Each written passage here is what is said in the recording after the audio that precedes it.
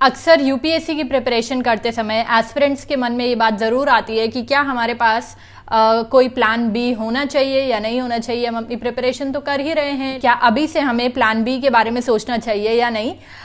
तो आप भी अगर ऐसी किसी सिचुएशन से डील कर रहे हैं या आप जानना चाहते हैं कि यूपीएससी की प्रिपरेशन के दौरान क्या आपका कोई प्लान बी होना चाहिए या नहीं, तो इस वीडियो को एंड तक देखिएगा, क्योंकि इस वीडियो में मैं आपको बताऊंगी कि क्या सच में प्लान बी आपके पास होना चाहिए, प्लान बी होने के क्या फायदे होते हैं और ना होने के क्या नुकसान होते हैं। इस वीडियो में मैं मेरे पर्सनल ओपिनियन के बारे में बात करूंगी, आपका ओपिनियन कुछ और हो सकता है and I respect that to.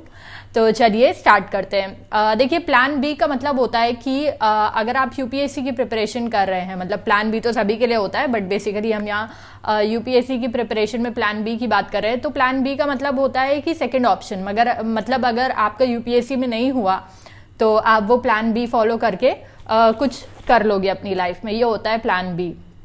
अब बात ये आती है कि क्या आपके पास शुरुआत से ही प्लान बी होना चाहिए या नहीं होना चाहिए, या कब आपको डिसाइड करना चाहिए कि इस पॉइंट पे मेरे पास प्लान बी होना चाहिए। तो चलिए इसके बारे में बात कर लेते हैं। अरे हाँ, आज तो इंडिपेंडेंस डे भी है, तो first of all happy independence day to all of you. इस इंडिपेंडेंस डे अपने सपनों को आज़ादी दिलाओ टेक्स्ट बुक की सपनों की आज़ादी सेल में।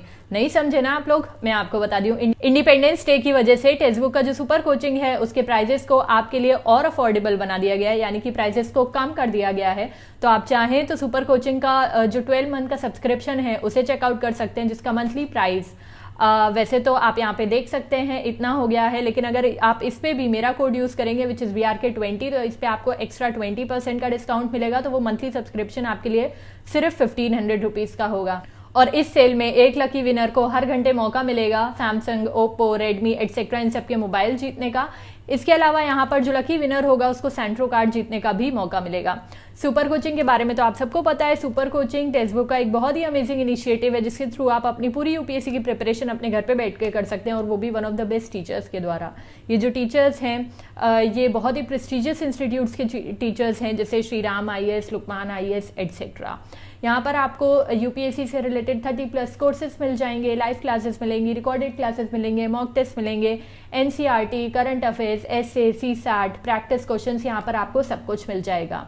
इसके अलावा यहाँ पर आपको history, geography, anthropology, sociology etcetera इन सबसे रिलेटेड ऑप्शनल कोर्सेज भी मिल जाएंगे।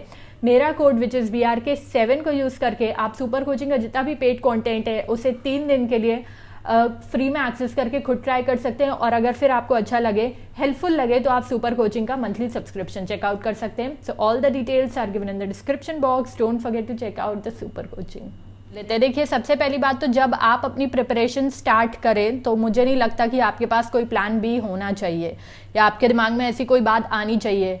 हैविंग सेड दैट, मुझे ये भी पता है कि हर किसी की कंडीशन, हर किसी की फाइनेंशियल कंडीशन, फैमिली कंडीशन और सारी चीज़ें अलग होती हैं। बहुत सारे लोग ऐसे होते हैं जो पहले से ही ये सोच के आते हैं, अपनी जॉब्स वगैरह छोड़ के आते हैं, ये सोच के आते हैं कि हम 2 साल ट्राई करेंगे, नहीं हुआ तो उसके बाद हम कोई जॉब कर लेंगे या कुछ और कर लेंगे। लेकिन अगर आप ऐसी किसी सिचुएशन से डील नहीं कर रहे हैं, आपकी फैमिली में सब कुछ स्टेबल है, आपके पास टाइम है, तो मैं आपसे ये कहूँगी कि जब आप प्रिपरेशन करने स्टार्ट करें तो आपके पास प्लान बी नहीं होना चाहिए। स्टार्टिंग में आपका मेन मकसद यही होना चाहिए कि नहीं, मुझे यूपीएससी ही करना है और इसी को पास करना है, क्योंकि प्लान बी अगर आप पहले से ही अपने दिमाग में प्लान बी लेके चलेंगे, मैं यहाँ बता दूं, मैं नॉर्मल कंडीशन की बात कर रही हूँ, अगर आपके कोई फैमिली इश्यूज है या कुछ या ऐसा आपके ऊपर प्रेशर है कि आपको अगले 1-2 साल में ही सेटल होना है, या आप अपनी जॉब छोड़ के आए हैं, आपको दोबारा से जॉब ज्वाइन करना है, तो वो बात अलग है। लेकिन मैं यहाँ, अगर आपके साथ ऐसा कोई इशू नहीं है, तो आपके दिमाग में अगर पहले से ही आप साइमल्टेनियसली प्लान बी भी लेके चलेंगे, तो इससे होगा क्या, इससे आप डाइवर्ट होंगे और कुछ भी नहीं होंगे, क्योंकि आपके दिमाग में ये रहेगा कि ठीक है, ये नहीं हुआ तो ये तो प्लान बी तो हो ही जाएगा। तो पहले से ही अपने दिमाग में प्लान बी लेके मत चलिए, क्योंकि प्लान बी आपको बहुत ही ज़्यादा डिस्ट्रैक्ट भी करता है। मान लीजिए किसी को यूपीएससी प्रिपरेशन कर रहा है कोई, उसका प्लान बी कुछ ऐसा है जो कि इस प्रिपरेशन से कनेक्टेड नहीं है, या कुछ और है उसका प्लान बी, और वो उसे भी साथ में लेके चलेगा, तो क्या होगा, दिक्कत हो जाएगी, वो अपने प्रिपरेशन से डाइवर्ट हो जाएगा। तो शुरुआत से ही प्लान बी लेके आपको चलने की ज़रूरत नहीं है। फिर भी मैं ये बात बोलूँगी कि अगर आप किसी ऐसी सिचुएशन से डील कर रहे हैं कि आपको नेक्स्ट 1 से 2 साल में या फिर 3 साल में आपको सेटल होना ही है, यूपीएससी क्लियर करना ही है, और नहीं क्लियर किया तो आपको कोई जॉब करनी है, तो उस हिसाब से आप प्लान बी भी अपना लेके चल सकते हैं। और आपका कुछ ऐसा है कि आपकी फैमिली ने आपको टाइम दिया है कि इतने टाइम में तुम सेटल हो जाना, नहीं हुआ तो जॉब कर लेना या शादी कर लेना, उस सिचुएशन में भी आप प्लान बी लेके चल सकते हैं। जैसे आप ग्रेजुएशन में बीए ना लेकर कुछ और बीटेक या बीकॉम या बीएससी वगैरह ले सकते हैं, तो ये भी एक प्लान बी हो सकता है कि आप बीटेक ले सकते हैं।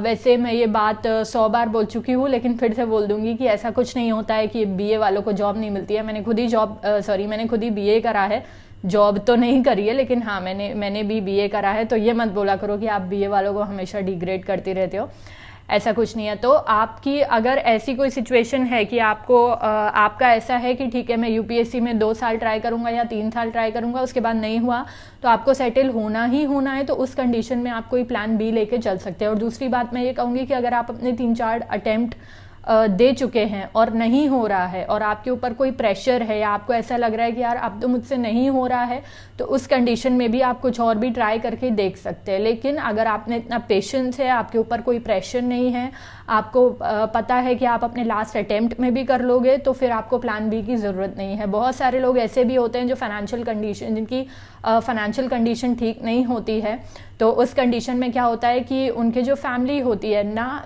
ऐसा फोर्स करने वाला कुछ नहीं होता, उनको खुद ही अच्छा नहीं लगता कि यार हम 5-6 साल लगे हुए हैं, नहीं हो रहा है, हम अपनी फैमिली को भी सपोर्ट नहीं कर पा रहे हैं, तो उस कंडीशन में वो कुछ प्लान बी अपने लिए ढूंढ सकते हैं, जैसे टीचिंग वगैरह।